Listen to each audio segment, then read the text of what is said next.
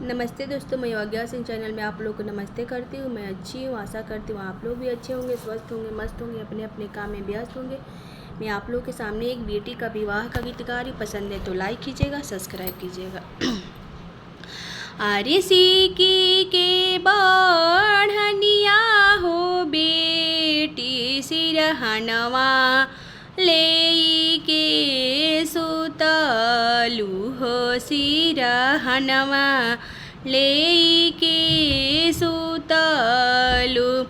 अरे हो तसा बिरवा हो बेटी रसोईया घर बहरलू हो रसोईया घरे बहरलू।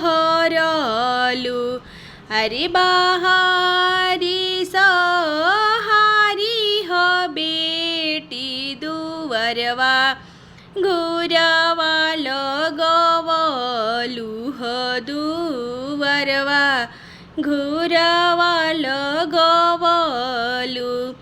अरे वही में से निकला हो गईलन कमन दुल्हायल बेलावा हो जान दुल्हायल बेलावा।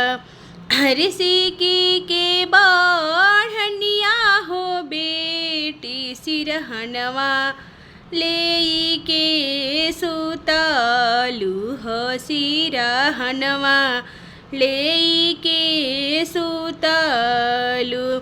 अरे हो तसा बिरवा हो बेटी आंगनवा घरवा बहरलू हो आंगनवा घरवा बहरलू।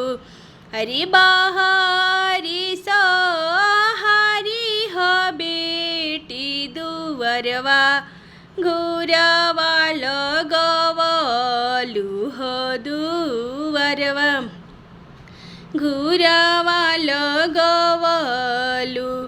अरे वही में जामी हो गईले सेंदूरा वाके हो गछिया हो सेंदूरा वाके हो गछी।